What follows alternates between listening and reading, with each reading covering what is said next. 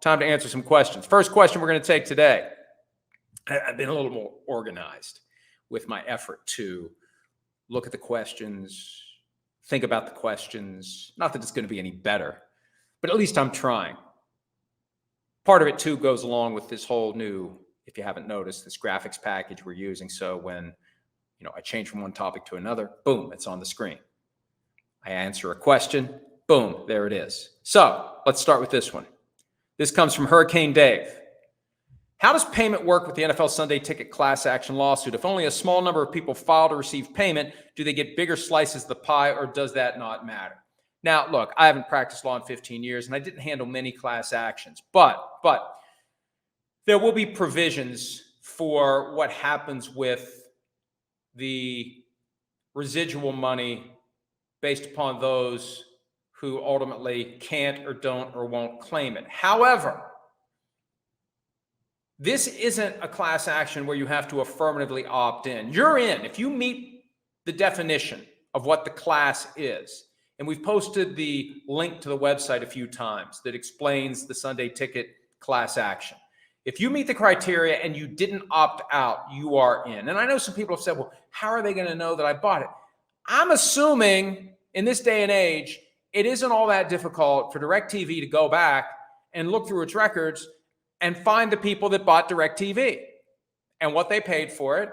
And then in turn, are you in the class? Are you not in the class? What do you get? What you don't get? That's part of the burden that the plaintiffs assumed by becoming the class action. And the court will be, I can only assume, very involved in making sure that everything is buttoned up properly.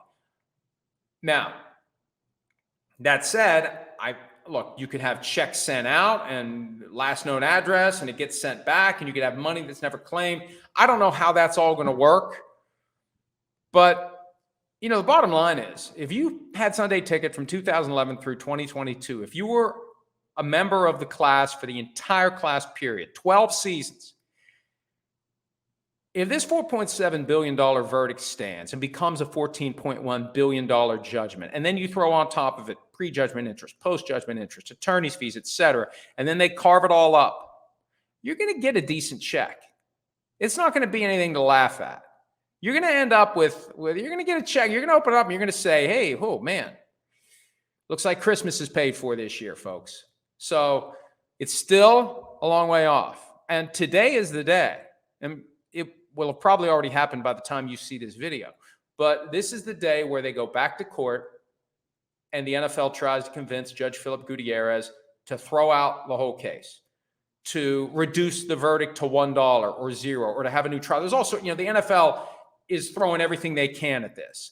We want to win. And if we don't just flat out win, then reduce the verdict to $1. And if you don't do that, give us a new trial. And, the bottom line is, I don't think there's any way the judge is going to overturn the ruling on liability.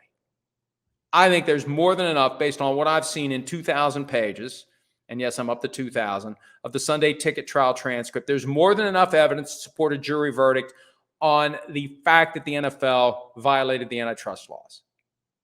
The question is the damages calculation based upon some of the things the judge said during the trial. You could envision the judge saying that the witnesses that the plaintiffs called to put together their damages formulation were insufficient and they shouldn't have been allowed to testify. So after the fact, those witnesses are going to be disregarded. The verdict is out.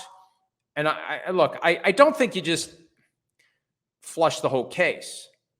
I could see a new trial solely on the issue of damages, where the plaintiffs have to basically do a better job of proving this but-for world. And I don't know how good of a job you can do when it comes to that, because the real world was infected by an antitrust violation, where the NFL came together, 32 teams, sold the rights to DirecTV, wanted the price high enough so that people would say, I'll just watch CBS and Fox. That's the violation. The people who paid the price that was specifically rigged to get people to not buy Sunday Ticket were damaged because they ended up paying way too much for Sunday Ticket.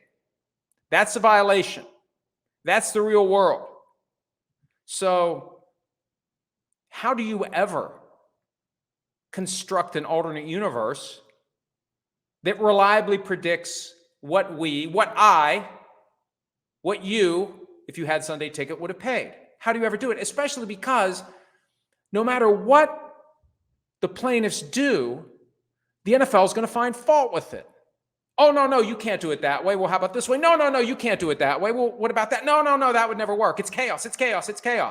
That word, I think, was programmed into the minds of every witness the NFL called. Oh, that would be chaos. Oh, no, we can't do that. That would be chaos. This would be chaos. That would be chaos. Look, they created the chaos by violating the antitrust laws, and the jury found that they did. At some point, somebody has to be able to say, this is a reasonable approximation of what it cost the 2.4 million residential customers who got screwed by being required to pay too much by this antitrust violation. But, that's the way trials go. Nobody ever agrees to anything important.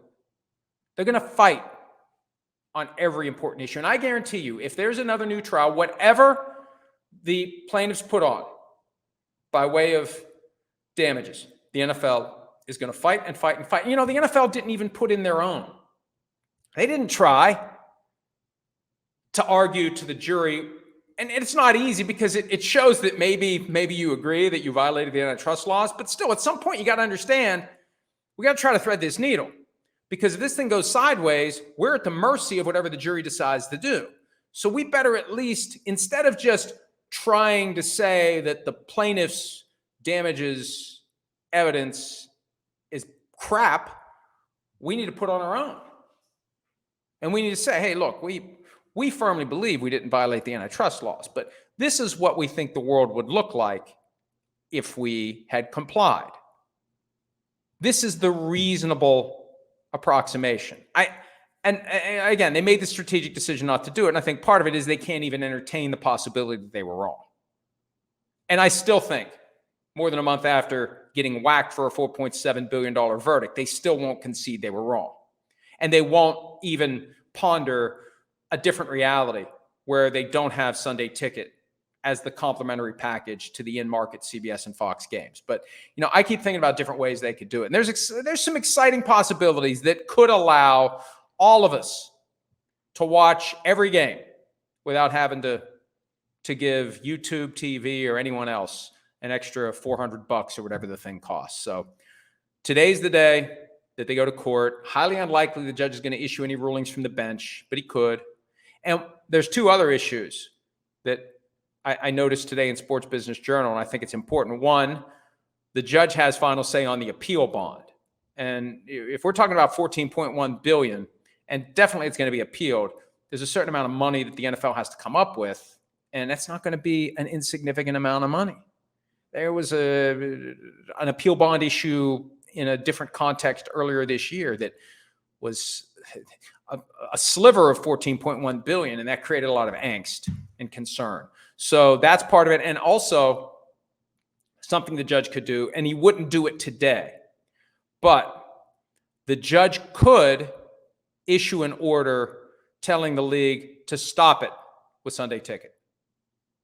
Now, I don't think the judge would tell them what to do instead, but what the judge could do is say to the NFL, you want chaos? If the judge says to the NFL before week 1 of the 2024 season, stop Sunday Ticket, holy shit, what comes next? I don't know. Now, look, the NFL and these legal issues can become PR issues as well. The NFL could just cut off its nose to spite its face and say no Sunday Ticket this year. See what you get? See what you get, plaintiffs? See, you don't like the way we provide you with out-of-market games. We just won't give you out-of-market games. How do you like that? I don't know if that's in the NFL's interest to give up the $2 billion that it's due to make from YouTube TV this year, but it is possible. It is possible that the judge will issue an injunction saying you must, by court order, you must disband Sunday Ticket. Now, the league might say, I might even try to get an emergency stay. There's all sorts of things they can do. They can go to the appeals court and say, can we get a stay of the judge's injunction pending appeal? This is going to create irreparable harm to us. We have these contracts in place. expectations need to be satisfied. We understand that if this is a violation of the antitrust laws, we have to pay even more money later. So it can get very interesting. Very interesting. There's a lot of different ways it can go. And as I may have mentioned the other day, I'm not as pessimistic about the plaintiffs prevailing as I was based upon the reporting that happened the day the judge kind of had a little hissy fit and said some things derogatory about the way the plaintiffs were putting in their case, because I think that the plaintiffs' lawyers did a nice job of talking him back from the ledge. And at the end of the day, judges like to respect jury verdicts. The jurors come in, they give their personal time, they pay attention, they issue a decision.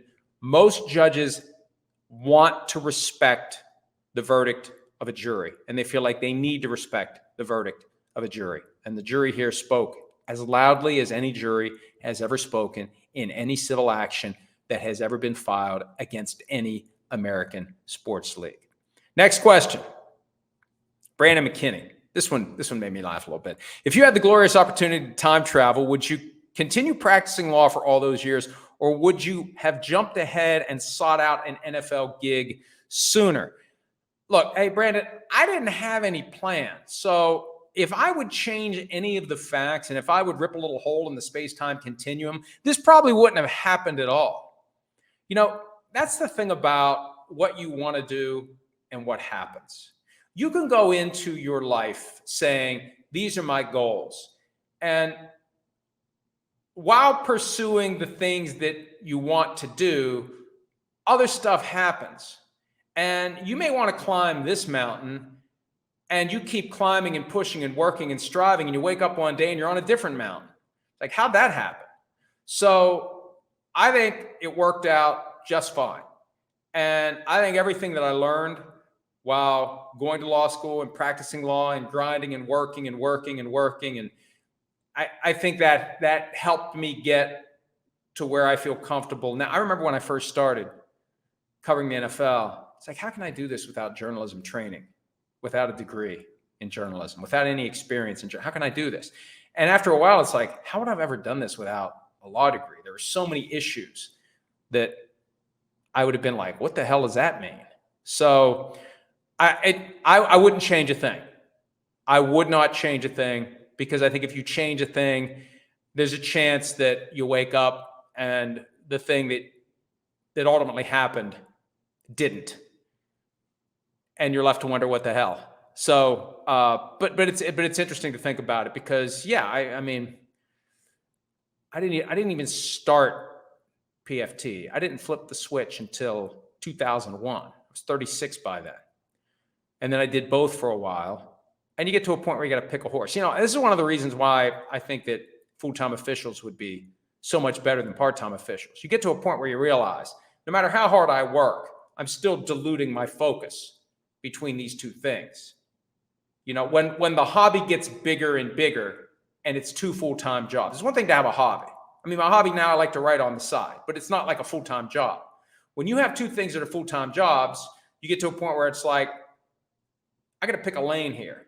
And NBC made that easier for me in 2009 when they said, we want to partner with you and we want you to stop practicing law. And I was like, no, please, no. I really want to keep practicing law. So it all worked out. I wouldn't change a thing. To finally answer the question in a word, I would change nothing. That's not one word, but you get my point. All right. This is from Cousin Vin. If you had to pick a job for Bill Belichick, Giants, Eagles, or Dallas, I think he'd like to coach the Giants. Deep down, I think he'd like to coach the Giants. He won a couple of Super Bowls as the defensive coordinator with the Giants. When there was that reporting from Seth Wickersham of ESPN.com several years ago in the aftermath of the Garoppolo trade, this palace intrigue, and maybe Belichick wants out. Gary Myers, who's covered the Giants forever, said Belichick would like to go to the Giants. I think that if he had to choose between the three, he'd go to the Giants, especially because I think he could go in and run the show with the Giants.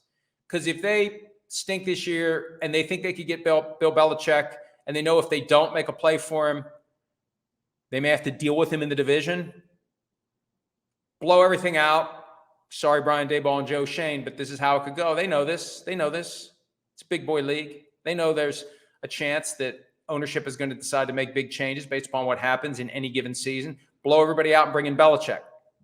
And it's more plausible that he'd be given the keys in New York than in Dallas or Philadelphia. So I think if he was being completely candid, he would say of those three teams, the Giants would be the choice. And all this interest from the Cowboys and the Eagles might just grease the skids for Bill Belichick to end up coaching the Giants as his next and probably final act as a head coach in the National Football League. Next question from WC. When is Sims going to be back? Drum roll, please. Tomorrow. Thursday's PFT PM. Sims will join me. And apparently next week, he's going to be with me for a couple of times too. You know, we're kind of getting back on the bike. It's been a while. We're getting ready for the August 12th return of PFT Live. But Thursday's PFT PM, it will be me and it will be Sims. So get ready. I can't wait. Can't wait. Because there's just a lot of stuff that's happening. I've been in touch with him. We text and bounce different ideas off of each other, but that's different from actually talking in this format where we go back and forth. And it's a true connective tissue type of conversation. It's not like you'll see some of these debate shows.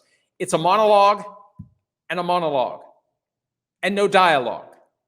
Those of you that watch PFT Live know that Chris and I will come together with a back and forth that ultimately creates for both of us some different ideas, different ways of thinking. And it all happens organically and authentically, and it happens again starting tomorrow, just for one day. Remember, he doesn't work Fridays. You know that by now. But next week, we may see him a couple of times too. The week after that, August 12th, that is when we get rolling with PFT Live. Back 7 a.m. to 9 a.m. Eastern, Peacock, Sirius XM 85, Sky Sports, whenever they put us on, and podcast, wherever you get your podcast. Next question, Tyler Wong. Do we have a great chance of NFL players participating in flag football for the 2028 Olympics? We have heard from plenty of players who would like to do it. Now, I don't know enough about flag football to know how transferable the skill sets are. There are only certain positions, quarterback and receiver, that probably make sense in flag football. You're not going to see many linemen playing flag football, but there will be, I think, a lot of players that want to do it. The league will want them to do it because the league is all in with flag football. The teams might not be thrilled about lending their players to flag football, to the Olympics, and risking injury to those players. That's, I think, the one thing that could become a major obstacle. You think Mike Brown's going to want to loan Joe Burrow to the Olympics for flag football? What's in it for Mike Brown? Other than the risk that he's not going to have Joe Burrow play quarterback for all of the 2028 season. So I think what the owners want as it relates individually to their teams is going to be balanced against what the league wants as it relates to the growth of flag football and the proliferation of flag football. And I think the NFL believes that flag football ties to tackle football and globalizes the sport that way. They've been trying to globalize tackle football. They've realized you globalize flag football and maybe tackle football follows. I think they're never going to come out and say what their plan really is.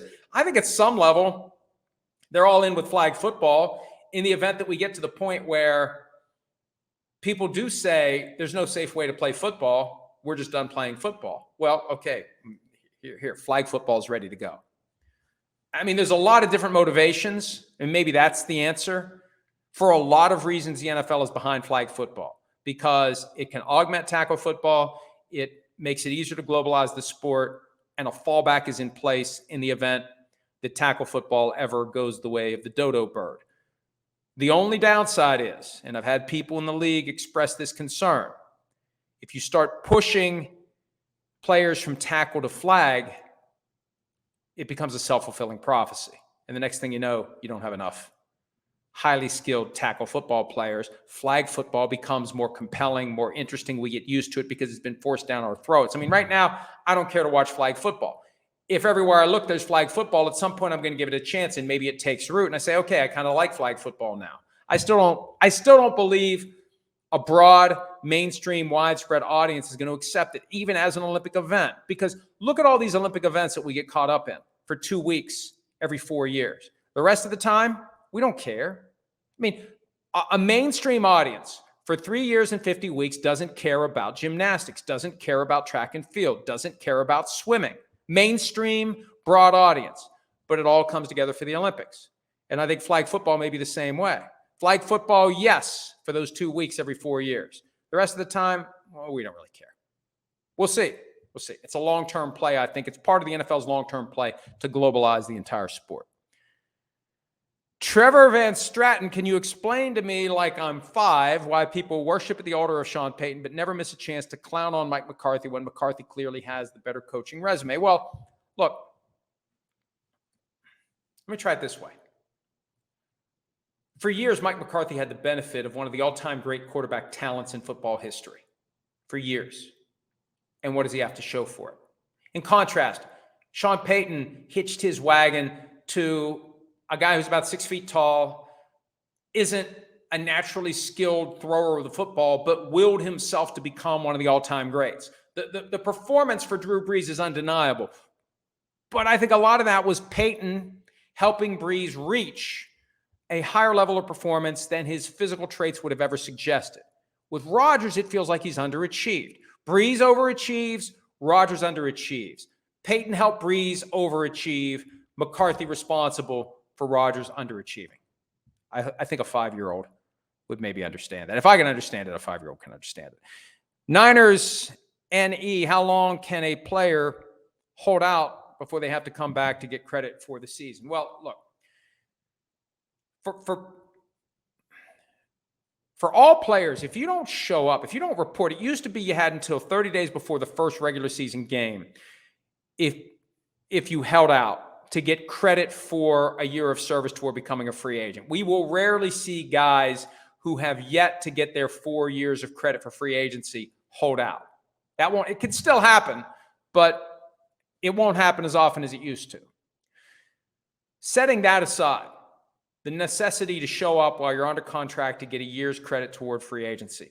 The other side of it, it's usually the Tuesday after week 10. There are different devices the team has that it can use to pressure you to come back sooner than that, but typically it's the Tuesday after week 10.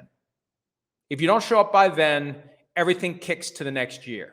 If you show up before then, you get credit for this year's contract. You don't get paid for the weeks you weren't there, but if you're in year 4 of your contract, the next year, you're eligible for free agency, unless you were a rookie and they got the 5th-year option. But Tuesday after week 10, that's usually the key date. But there's things they can do with like exempt lists. You may have to show up a few weeks sooner. We've seen that play out from time to time. A few weeks sooner, we've seen that play out from time to time. So we don't see many holdouts last deep into the regular season. Usually, at worst, a guy will miss a game check or two before realizing that's a lot of money. It's never coming back. That's a lot of money, and it's never coming back. And I think anytime it lingers well beyond that, then we start getting into the possibility of teams just going to say, we got to trade this guy. Remember Dwayne Brown when he held out from the Texans several years ago, held out, and eventually we just got to trade this guy. So you don't see very often a guy hold out as long as he can, come back to the team. It's happened, but it doesn't happen often. Holds out, comes back, finishes the year, and then we do it all again next year. If it ever gets to that point where it boils over into a holdout that lasts into the regular season, I think both sides are inclined to come up with something final and not kick it until next year. Question from Frederick Elliott, who asked a lot of Eagle-related questions, a lot of them, and then at some point acknowledged, I just realized this isn't an Eagles page. But here's the one I'll answer from Frederick Elliott. Do you think Saquon Barkley will have a Christian McCaffrey type effect on the Eagles? Do we have our very own CMC now? Quite possibly. Now, look, he's got to stay healthy. But I think this is one of the reasons why the Giants are so freaked out about the fact that Barkley stayed in the division with a team like the Eagles that hasn't had a great running back. They've done this smattering of guys. And DeAndre Swift emerged, but look how quickly they let him walk out the door because they knew they were getting Saquon. I think Saquon could be great in that offense. And the Eagles have some other issues they got to iron out after the way things ended last year. But Saquon is still a great player. And I think about that first episode of Hard Knocks offseason with the Giants and the consternation, the angst that was displayed by some when they were talking about what to do with Saquon. There was a belief there that this guy's still great. This isn't run-of-the-mill, we can throw a rock and find a running back. This guy's special. He's still special. And now the Giants have to deal with his high-level skills as a member of the Eagles. And If he stays healthy and has a huge year, that's going to be one of the factors that could lead to some major changes happening for the New York Giants, because it's just an embarrassment. It's an embarrassment to the Giants. The better Barkley plays in Philly, and I think he could, the more embarrassing it is to the Giants that didn't bring him back. And that's going to leave a mark. And that's another step on the way to possibly Bill Belichick being the coach and essentially GM of the team next year. Important question from Don Ridenauer. Are you going to get a writer to do a Monday morning column or just no? This relates to the retirement of Peter King. He did Football Morning in America. We featured it at PFT from the time that he jumped from SI.com, 2017, 2018 or thereabouts. I think that no one can replace Peter. And all due respect to anybody out there that does a Monday column, Peter did it in a way that can't be replicated. And I don't know that in today's media climate should be replicated. There was so much stuff in Peter's column that could have been broken out as separate stories. And that was the way Peter always did it. I don't quibble with that. It ain't broke. Don't fix it. But our style is to focus on one topic at a time, not have one long column that touches on a bunch of different things. One of the things I always try to encourage our writers to do, if you see a story, a long read from ESPN.com, they'll pop them out from time to time. The Athletic, a long read. We mine it for here's a story, here's a story, here's a story, here's a story, because there's a lot of different angles. And I think different concepts stand alone. So our preference is going to be to continue to cover the NFL the way we always have. Here's a story, here's a story, here's a story, here's a story. Not here's one long column of 10,000 words that touches on 20 different things. We'll just give you 20 different columns, 20 different articles, 20 different items. So I don't anticipate replacing Peter King, in part because I don't think he can be replaced, but also in part because for the folks that we have, it makes more sense to do what we've always done. One topic, keep it short, digestible, move on, a reflection of our collective attention span in this day and age. All right, a couple more before we wrap it up. John Ardell, do you think teams will attempt to use the guardian cap as a barrier to block the view of offenses or defenses? 5 tall guys, helmets twice as wide. If your height challenge is potentially going to be an issue, plays might get called specifically to block views. I hadn't thought about it that way, but you think about some of these 6'7", 6'8" offensive linemen, you throw the guardian cap on top of the helmet. Good luck, Kyler Murray, figuring out where you're going to throw the ball. So, last year, the NFL's position was guardian caps work, but players aren't allowed to wear them during games. This year, the NFL's position is wear them if you want to. And you would assume that players are only going to wear them if they feel like it makes them safer. It's now potentially a strategic tool. And that's what this question speaks to. You could have coaches say, hey, put all the defensive linemen in guardian caps. It'll make it harder for the 6-foot quarterback to see down the field. And you wonder whether some weeks you'll wear one and some weeks you won't. I don't know. But everything is strategic when it comes to football. There's a reason for everything you do. And more than just what is the benefit to me as the player from the guardian cap is going to go into the formula that teams and players will use to decide who should or shouldn't wear it. Because at the end of the day, the coaches run the show. And if coach doesn't want you to wear it, you're probably not going to wear it. Coach wants you to wear it, you're probably going to wear it. But get used to it. Get ready for it. And it'll be very interesting to see on Thursday night, Hall of Fame game, how many players are wearing it during the game. And I submit to you that we'll see more in the preseason than we might see in the regular season, just because this is the way to get an idea of what this would feel like to have this thing on while you're playing a game. And I think it's also a good experiment from the league's perspective to see how people react. And also, it's not going anywhere. So we got to start getting used to it. So we might as well start getting used to it with the Hall of Fame game and the rest of the preseason. Here's a good question from Chuck. When the NFL goes to 18 games, how will the 18th opponent be selected? And if it's by previous year division standings, would that start to make too much of a competitive imbalance from a first-place team playing 4 first-place teams and the last-place team playing 4 last-place teams? Look, I think that that's the easiest and most sensible way to do it. And I don't think there's enough of a reflection in the schedule of first place, second place, third place, fourth place in the division. Now, here's the current scheduling formula for every team. Well, let me go when it was 16 games. When it's 16 games, you play every team in your division twice. You play every team in one of the other divisions in your conference. That's 4 more games. You play every team from the same division in the other conference. That's 4 more games, and it rotates every year. So if you're in the NFC North, okay, I play the other 3 teams twice. I play this year every team from the, and I don't know what it is this year, but I'm just using this as an example. Every team from the NFC West, that gets me to 10 games. Every team from the AFC North, that gets me to 14 games. And then the other 2 games were the teams from the other 2 divisions in your conference that finished in the same spot you did. So that was really the only variation with 16 games. The first place team in the division is playing the first place team from the 2 other divisions in the same conference, apart from the division where you play all 4 teams anyway.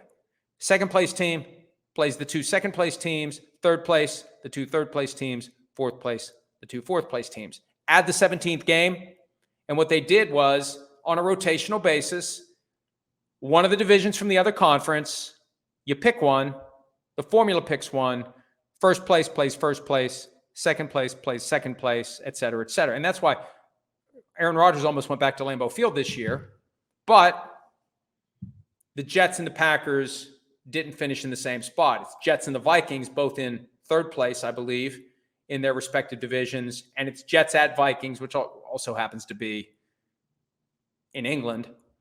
But it's Jets at Vikings this year. It would have been Jets at Packers, and that game would have, oh boy, that would have been a hell of a regular season game. Aaron Rodgers back in Green Bay. So if you go 18 games, okay, you look at the other conference.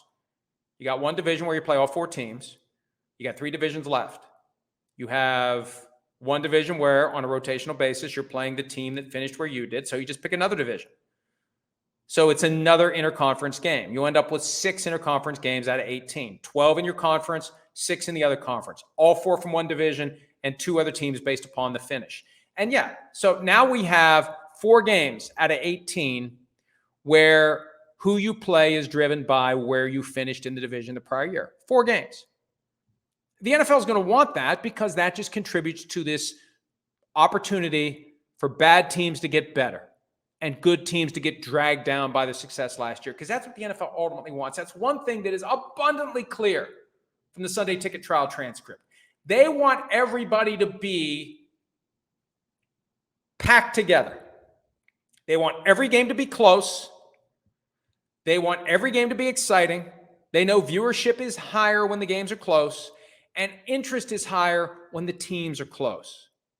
You know, I see it as the season unfolds.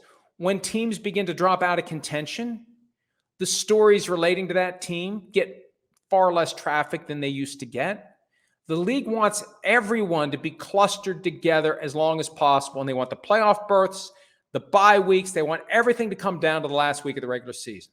That's the NFL that Pete Rozelle envisioned back in the 70s when the Steelers were kicking the crap out of everybody.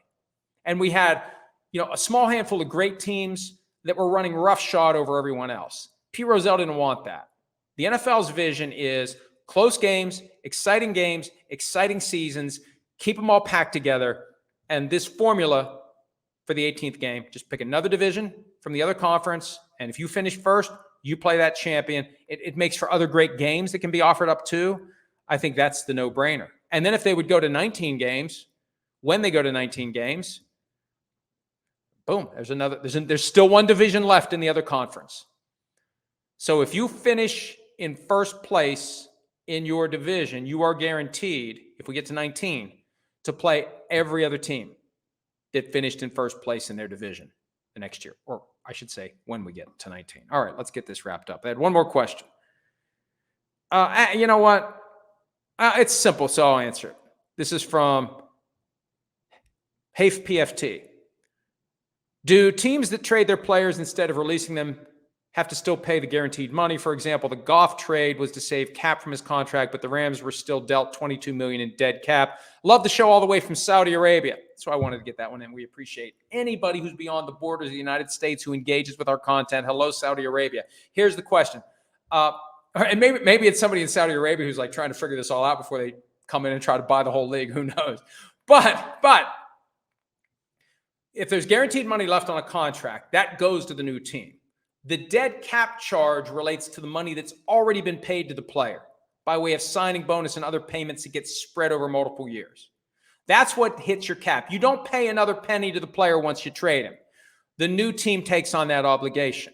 They stand in your shoes going forward. That's why the Rams wanted to get rid of the Goff contract. There were guarantees in 21 and 22, and they didn't want to get saddled with that, so they bit the bullet and they gave up a first-round pick as a practical matter to get Goff off the books, and the Lions inherited his guaranteed salary. So the dead cap charge costs you nothing. That, if anything, you save money. It's less money you can spend this year because you're taking the dead cap charge for dollars that would have hit the cap in future years. They reflect dollars you've already spent. The guaranteed money in the future, that gets pushed off to another team. I hope that answers your question. Hi, it's Mike Florio. Thanks for watching PFT on YouTube. Hit subscribe for the latest news and analysis from Pro Football Talk.